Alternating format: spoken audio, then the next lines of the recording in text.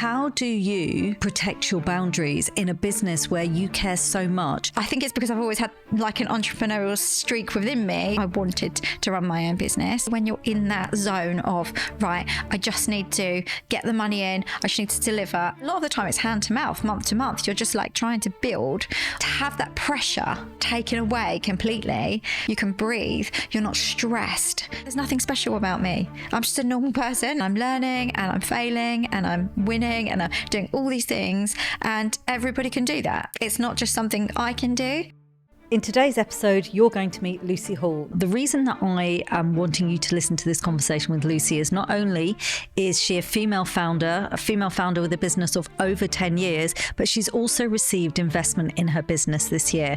She's going to talk about the journey of having a business that got acquired, buying it back, and then what investment has allowed her to do in her business and how she's got noticed by the likes of Canva and Adobe to be brand ambassadors. I think it's a super interesting conversation because really Lucy is showing that this is something that is possible for all of us if only we knew what questions we needed to ask. Welcome to Don't Work Harder, the business show brought to you by Atomic, and I'm your host, Suman Randhawa. This is the show where we teach you how you can take huge leaps in your business, not just by working harder, but by working braver.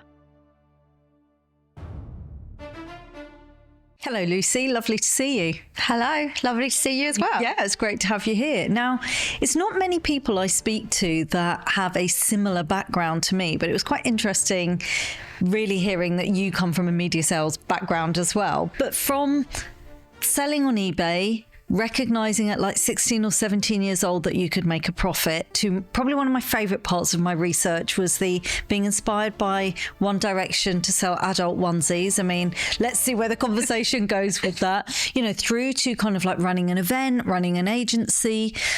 What is it, or what was it that was pivotal enough for you to realize just being a great salesperson isn't enough for me? I think because I didn't start off in sales, I started off on my dad's market stall. That's right. Yeah. Just talking to customers and that kind of thing. And that was just natural. So from doing that. Was that not sales for you though, Lucy? Yeah. Well, I didn't know that. Right. See, right. Okay. I just thought, like, I'm hanging out on my dad's market stall doing some work. I used to earn commission from selling. The more we sold, the more commission we earned. Yeah. And at the time, I just thought, well, this is my way to get extra money, like as a teen. And really enjoyed it, even though we had to get up at like 4 o'clock in the morning and that kind of thing. Sometimes my best friend came and, you know, we had a lovely time. But I really enjoyed it, and I really enjoyed talking to customers and that kind of thing, but didn't realise at the time that it was sales. But then every job I ever went for after that, you know, like weekend jobs and that kind of thing, sort of like in department stores and stuff.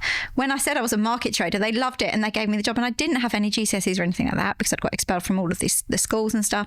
So yeah, it was like, sales is something that I've always done without really knowing that I'm doing it, kind of thing. Yeah. And when I realized sales wasn't enough for me, I think it's because I've always had like an entrepreneurial streak within me, and not just wanted to work in sales, if that makes sense. I wanted to run my own business. And just kind of winding back, someone said to me, well, if you want, when I had my own eBay business and that kind of thing, someone said to me, they said, like, if you actually want to learn how to run a business properly, you have to go and get a job and learn in the workplace. And that's why I got a job in sales, basically, in media sales. Yeah. And learned loads of stuff from there. And that's why I've ended up with a media company now, I think, after kind of like going up and down and round and doing lots of different things. And why is just being great at sales and making money not enough to have a business where you are now at a stage where you're employing people and you have hit some milestones in your business? Why is just being great at sales not enough? So I think a business is really, there's quite a lot that goes into a business. It's all encompassing, right? So you can sell things, but then you actually have to do the production side of things. So you actually have to deliver that. So as a business person, you you can't just sell something and then hope that you're going to have a successful business, because you have to have a plan, you have to have a strategy. What if you sell too much? How are you going to deliver those sales? You need to do it I think that you have to do things slowly and steady so that you can fulfill things. So marketing is important, sales is important, business strategy is important. Having a cash flow forecast is important, so you know where you're going to be down the line. It's all right, making £100,000 in sales one month, but how are you going to ensure that you're spending that money wisely so that your business can be sustainable long term? So yeah, sales on its own is not enough. It's great to have sales, but there's a lot more fulfillment and strategy that goes behind that and in front of that as well. And as you've grown your business, then, so there's two key strands, would you say? What percentage is against what revenue stream? My business is Social Day 100%.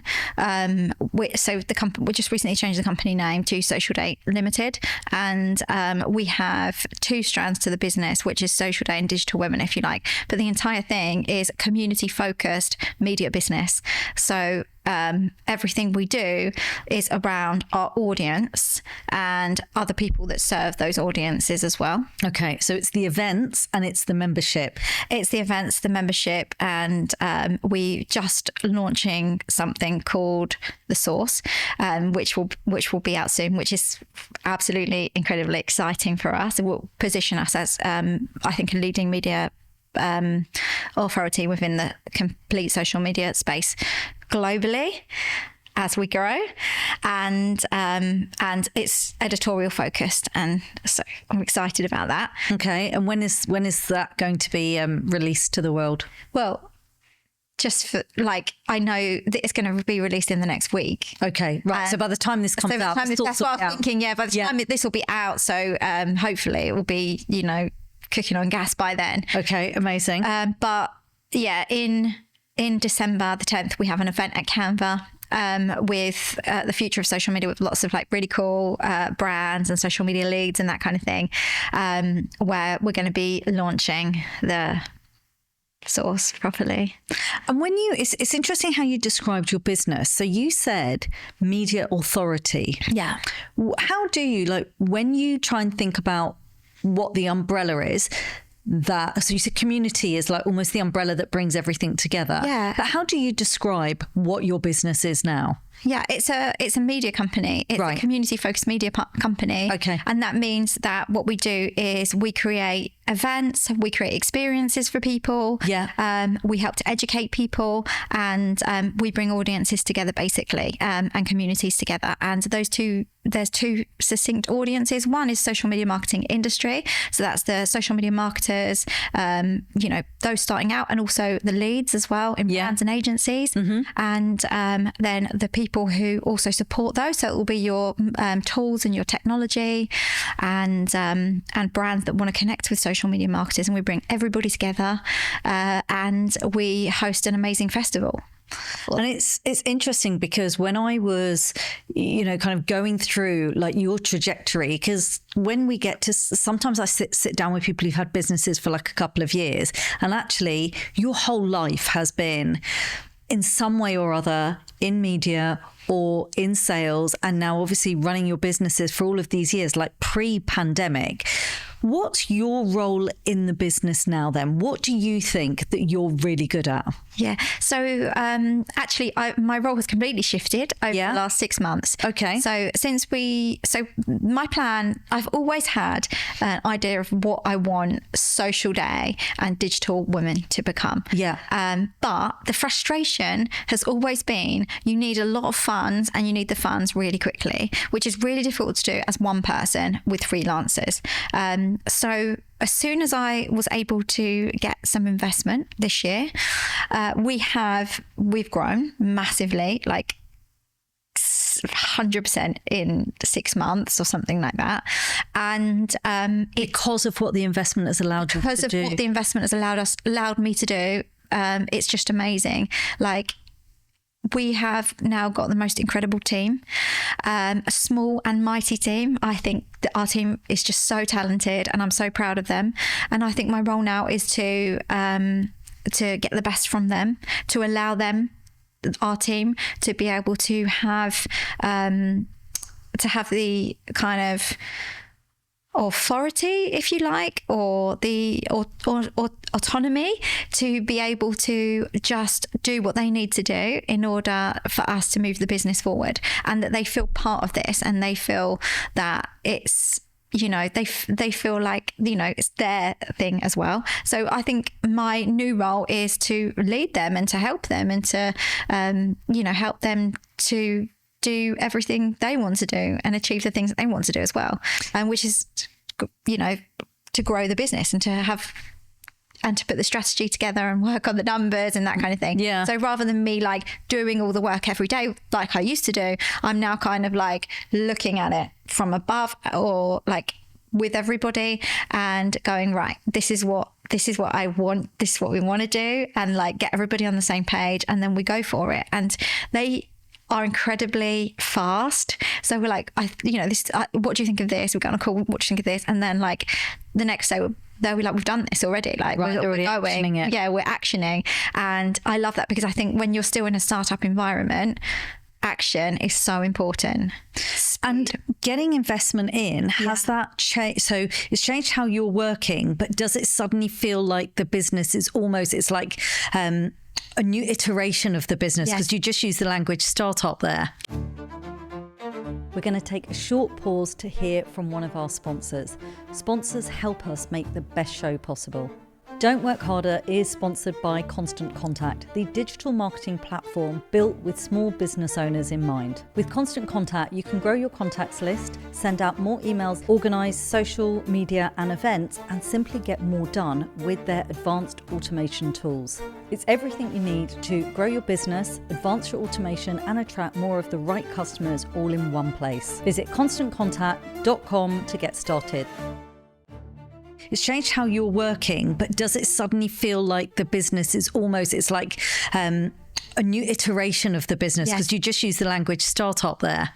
So even though I started Social Day back in like 2015, I started it as like a person who was just building community on Periscope myself. I was doing these live streams every day, 5 ways to do this on social media and that kind of thing. And it just kind of, I just started building this community of people. And for Social Day, for those that don't know, is a festival. Yeah, so when it started, it was an event with NatWest. So I contacted NatWest. I was like, can I do an event with you, please? Can I use your venue to host this event? It's all about social media marketing. I think businesses need to know more about it. There's all these amazing people sharing stuff online, but I think we should bring everyone together. And I was like, yeah, okay, let's do it. Which I thought, wow, amazing. And so I went on Periscope and like I said, oh, you know, does anybody want to come to this event? It was really low ticket price because the venue was free, the food was free and everything. So for me, it was fantastic. And I was kind of just like almost starting out in a way in what I was doing there. And, you know, within a few weeks we'd sold out like, I think it was like a couple of 100 tickets or something like that. We had a massive buzzy room. We were sharing like the latest stuff in social media marketing. And it was awesome. With the investment then, as soon as you got that investment, and we'll speak about how you attracted investment. Yes. What was the first thing that you did?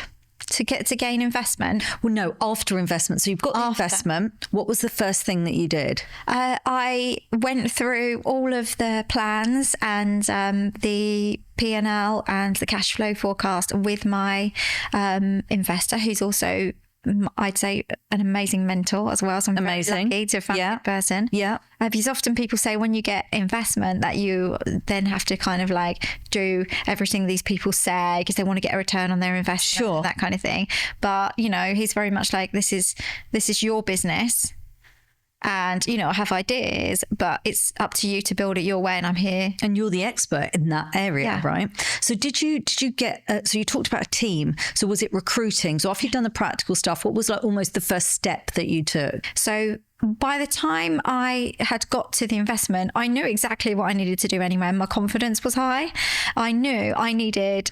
I want to build a media company, right? I need a salesperson. I need an operations and editorial person, really important. And I need marketing. those are the people that I need. Yeah. And so the first thing I did was I'd hired somebody freelance to help me work on Social Day. And so that was in about March that I got my first freelancer to help with the marketing, and then somebody to help with the editorial and operations stuff. And they both, I didn't have to do any recruiting or anything like that, because they were people that I'd found. Mark recommended someone to me. Right. She's absolutely amazing. She's still with us. Okay. And then the other person I'd met in the November before at Social Day B2B. Right. Thought she was absolutely amazing. This is Max, by the way. I'm sure that Max will listen to this.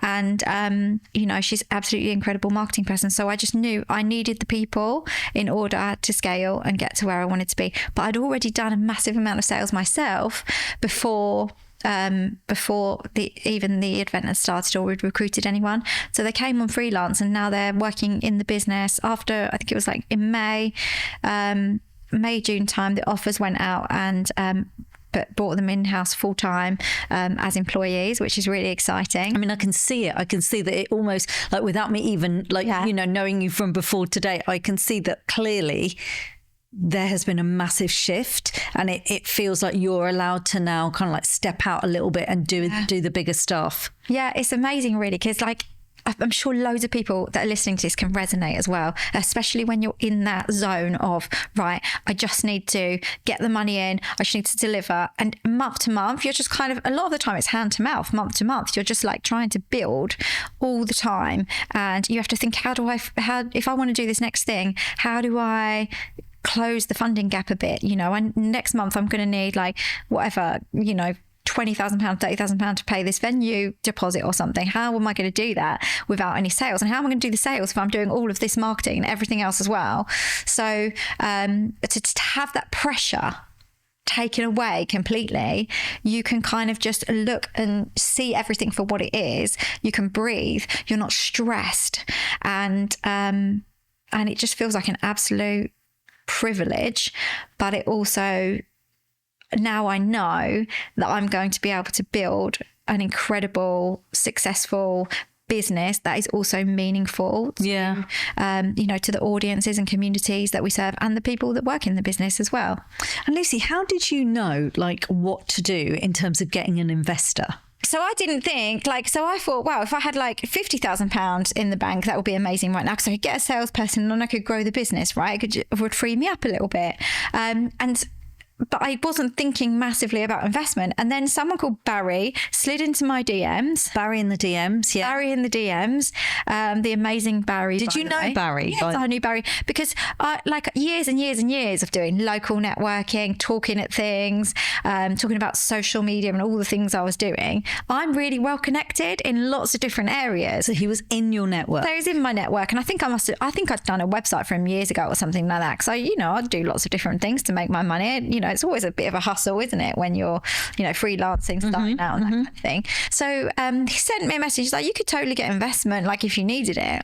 And I was like, oh, okay. I never thought of that before. So I started looking into it a little bit more, and he did a couple of phone calls with me and gave me a little bit of advice. The other great thing I did was take part in the NatWest Accelerator. Yeah, I was wondering about that. Taught me so much, and I met so many great people who were going through the process. He taught you about the different ways to get funding and stuff like that as well. So before I got the funding, there was loads of gaps in the money that I needed to run my business, because I had to pay for, venues and that kind of thing. And I had to pay myself as well. And a lot of us don't pay ourselves a great salary when we're starting out in our business. It's just difficult to, because you want to plow it back into the business to grow, and you don't want to leave yourself with nothing. So, NatWest was great, and I learned about all kinds of things like factoring, different ways to get funding. You can borrow money. And I decided, what I wanted to do was I wanted to get investment, because I wasn't worried about giving a percentage of my business away. Right. What's 100% of nothing, or 70% of, whatever it could be. The thing is, Lucy, like, not only is this not a conversation I've actually had that much on the podcast, but we also already know the percentage of women in business is really small, let alone the percentage of women who are getting investment. Yeah. Do you take a minute to think about the fact that So we haven't massively covered it, but actually, as well as having, business experience that goes back well over a decade, like in fact, if we go back to, when you were on the market stall, actually like more than, but you had a business that would have had to pivot during the pandemic. Yeah. Then you have a business that was bought. Mm-hmm. Then you have a business that you bought back. Yeah. And then you have a business that has gone and got, really reasonably significant investment. Yeah. Do you realize like how much that changes you as a business person? Yeah, because I do. I mean, it's changed me, and I am changed as a business person. I've learned a lot. Yeah. And I've learned new skills, and I think that's amazing. And I think it's good because I run a huge community of women anyway. And I think role modeling is really important. And to see someone like me who has been able to do that, I think it should give them a seed to know that they can do it too. Yeah. Because there's nothing special about me. I'm just a normal person. Like, I'm a normal person who grew up on a council estate. I got expelled from a couple of schools. I sold a few things on eBay, and I've sold a business. I've got it back. Like you said, I've got investment, and I'm growing a business now, and I'm learning, and I'm failing, and I'm winning, and I'm doing all these things. And everybody can do that. It's not just something I can do. And I know that it's a really small percentage of women that actually do get some funding and investment. But if you find the right person and you connect with the right people, I do believe that anyone can do it. So it is a massive responsibility. And that's why even more than ever, I want it to work, and I'm willing it to work, and I want it to grow into something incredible and amazing, because I feel like I have that responsibility now to women. Yeah. What was it that you were doing then that is still allowing you to get sponsorship, that means you've got revenue coming in before you are running really big things? What is it that you know to do in terms of how do you approach these big brands, big businesses, and say, would you be interested in partnering? Interestingly, I think it's not that deep. It's like, just ask. Would you be interested in this? You'll be able to see from business if it aligns with them. You just have to find the right person, because you know who they're targeting, what kind of stuff they're doing out and about at the moment, what interests them. And then you can put together a good enough introduction email, or if you can meet someone else. So with NatWest, there was somebody else I knew who was running an event with NatWest. And I said, oh gosh, I want to do a social media event with them. Could you give me the contact that you have? And they gave me the contact. And from that contact, I was able to just email that contact and say, so-and-so gave me this, your details. I'd love to do an event with you. Is it possible? And they were like, yeah. And in the event space, how fundamental has getting sponsorship been for you to be able to fund what you are then creating? So important. Sponsorship is amazing. And it's only this year that we have gone all in on making sure that we're getting the right sponsors for our events and that kind of thing. And I always knew that if I get a salesperson, because if I can sell some of this stuff on my own, great. But if I get a salesperson, the business is going to go, because we have such a great brand that we've built up with Social Day, incredible in the industry. It's grown slowly, but what happens is it starts somewhere and it slowly grows and it slowly compounds, and then people start to know about it and talk about it. And we've really punched above our weight in terms of, people talking about Social Day around events and that kind of thing, which is really amazing. But I knew if I got that salesperson, I've always said this for the last couple of years, if I get that salesperson, it's going to be amazing. But before we got the salesperson, what happened was, for this year's Social Day, is I think putting it out there that we're doing this amazing social media festival for social media marketers and that kind of thing, the inquiries just started coming into my inbox.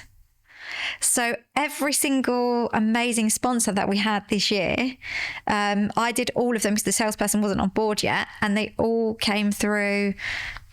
They were all incoming. They were all in my inbox. And which is insane. And that is because of the groundwork that was done and the reputation that has been built, that actually Social Day is a must have. Like, it's something you need to collaborate with and connect with. Exactly. So, you know, you've also been a brand ambassador in the past for Adobe. Yeah, still a brand ambassador. Okay. So tell me, like, how did those opportunities come about?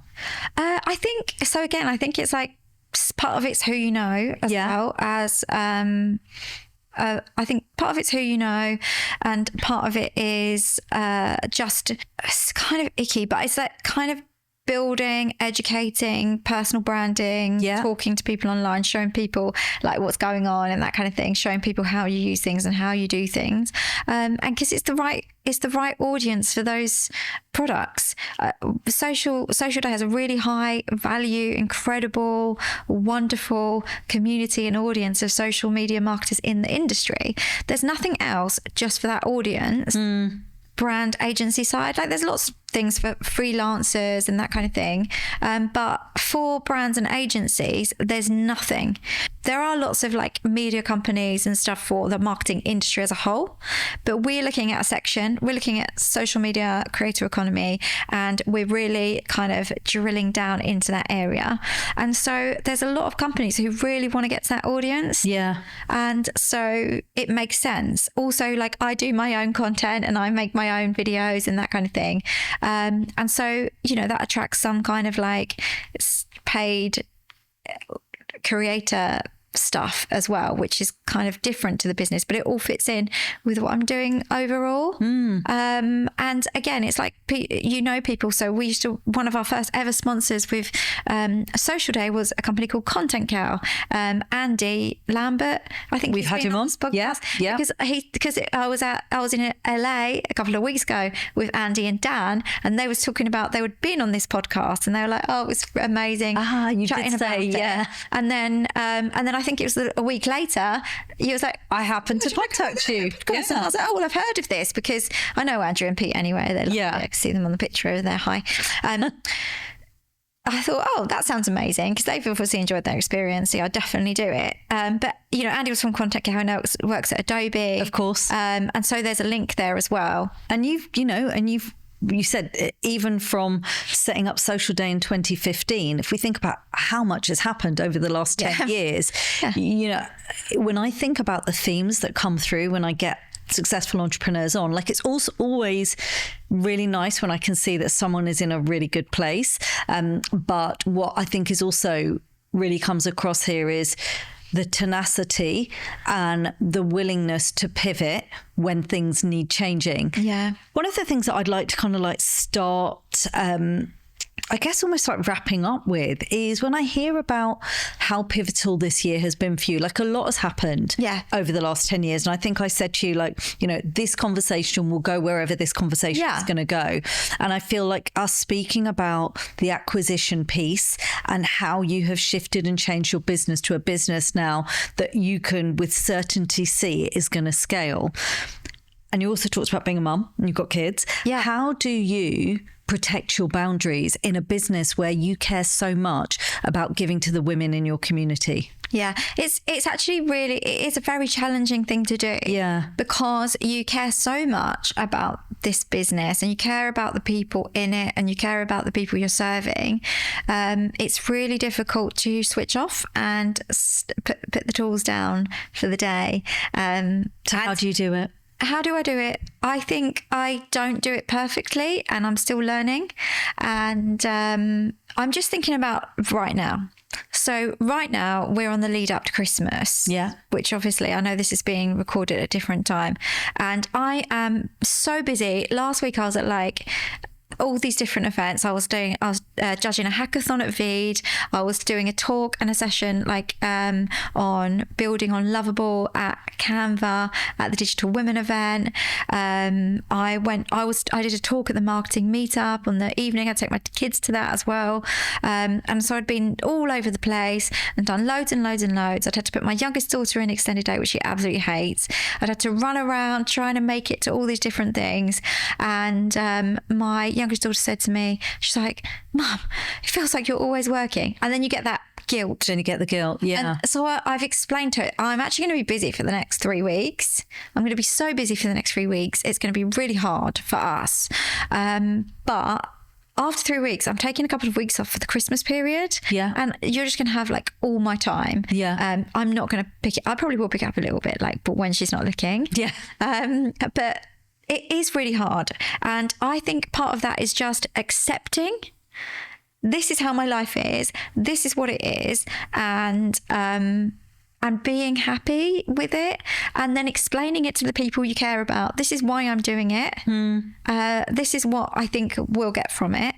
And this, I do have time for you. And of course I've got time for my kids all the time. Like I literally drop them to school every day. I pick them up from school every day, and I work, and I make them dinner every night, and I walk the dog every day. So I'm not like, neglecting them because I'm working. I just sometimes have busier weeks than others. And I just want them to understand that. And I want them to feel like they can do it as well, like, because when they don't understand it now, but when they grow up, I want them to be like, well, my mum was actually like really hustling and having a really good time, and she was really happy, and we spent a lot of time with her anyway, and I feel like I can do that as well. Yeah, it's what you model for them. So it feels like the answer to how you set boundaries is firstly accepting that your work does give you flexibility to be able to do things that you might not have been able to do. Yeah. And sometimes our definition of boundaries just needs to look different depending on the stage we're at. Yeah, exactly. Well, the question that I would love to wrap up with you on, so we do something, and I feel like it's I had written this question before I knew where our conversation was going, but it feels like it's really relevant. Because I think we've got to get really focused on, and actually on some technicalities around what you need to know when you are building a business that somebody is potentially going to invest in. So I want you to imagine a 60-second clock. You're going to have 60 seconds, Lucy, to answer this question. Pressure. And the question is, talking about investment, what are the questions that I should first ask if I'm approached? Because what is it that I need to know? So imagine a business owner is saying to you, I've been approached around investment. 60 seconds. What are the questions that I need? First questions that I need to ask, because what is it I need to know? And I'm going to keep an eye on my watch. Yeah. Okay. So I think the first question you need to ask yourself is, do I need investment? And why do I want investment? Because I think that's a really important question. Like, and how much money how much percentage in my business am I willing to give away? Will I need more investment in the future? Why do I need investment? Like, what are the gaps in the money that I need? Could I borrow like £20,000 from a family member first? They often call SEIS the friends and family round, because if you have people in your family who have like 50k kicking about or something, they could invest in your business and get some tax relief, that kind of thing. So yeah, I think the most important question is, do I need investment? Am I willing to give any of my business away? Can I just borrow money from somebody else? Do I have people that will invest in me? And then from there, I think you just figure it out. But you do need to make sure that you've got your deck in place. You do need to, and you know where you're going and why you need the money. And then you also need to make sure that you've got this cash flow forecast for at least the next 2 to 3 years, so you can see when you're going to be like short on money and you're going to need that cash injection. Brilliant. Just over. But to be honest, that was so informative. Was it? That I think you still adhered to the atomic clock, Lucy. It's so much pressure. It's a lot of pressure, and a lot of people do react quite, they do feel very pressured at that moment. So you did very, very well. Okay, thank My you. final lovely question that I would like to ask you. So thank you for all that you've shared. Now I'd like to talk a little bit about what you like. And I would love to ask you, what are you watching, listening to, and reading right now? So basically, about a month ago, I had this assessment and I found out that I've got ADHD combined, which is like, I think, hyperactive and inattentive. Okay. Hence why I was like, can you ask the question again? Yeah. And I think a lot of people who run businesses, like we find out Absolutely. that they have that. And so I was really struggling to read books, but I've got this massive bookcase in my house with all the books that I want to read in it. And and then I've got books all over my house with like 3 pages read because I can't read them. Okay. And so I'm not reading business books because I find them so boring. Have to be business. No, I find it so boring. I start going through it and I'm like, oh, I just can't do that. I like podcasts if I'm going to listen to business stuff. So I do love, when the Diary of a CEO has, good business stuff on it, or the debates. I love all of that. I think it's fantastic.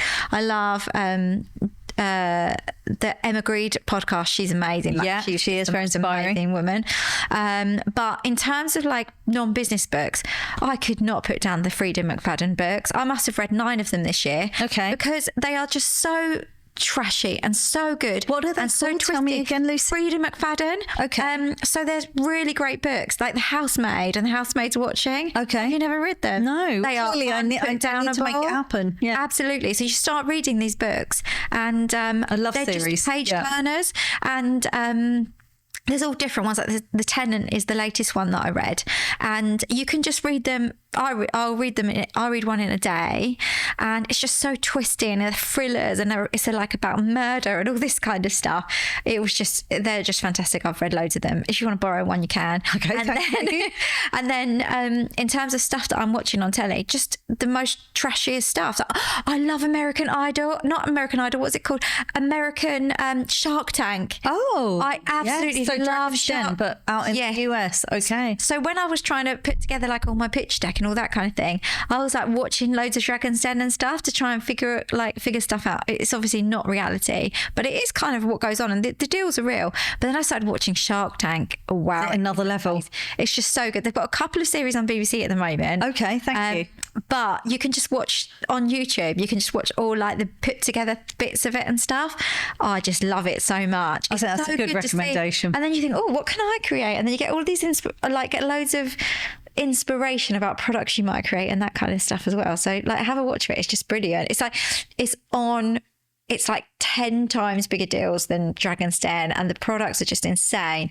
Scrub Daddy, the scrubby thing came from American Shark Tank. American Shark Tank, yeah. You've definitely given me some books and something to watch that I'll be adding to my list tonight. Amazing. Lucy, thank you so much. So inspiring listening to you, and quite amazing all that you have been achieving over all the last few years. And I'm excited for the part of the journey you're in now. Thank you so much, and thank you for having me. Thank you. Yeah, that was a really interesting episode. I feel like it was for me personally, because actually having conversations where you're talking about investment and understanding what it is that your business needs to do to even get noticed, I think is a conversation we don't get to hear enough about, let alone when we consider there's a very small percentage of female founders and an even smaller percentage of female founders that are getting investment. But the other thing that came through for me that I wanted to really highlight is, Lucy doesn't have any formal qualifications, which she spoke about herself, like kind of leaving school at 16 or 17, but actually having a real passion for something, getting really noticed because of the level at which you are an expert in that area has meant that she's got those ambassador roles that she's done, and she's a great networker, and those networks have been what has come back to support her all these years later in her business, where she has got investment that you could see when you were speaking to her, she feels like she's finally in a position where she can really confidently talk about scaling and moving forward.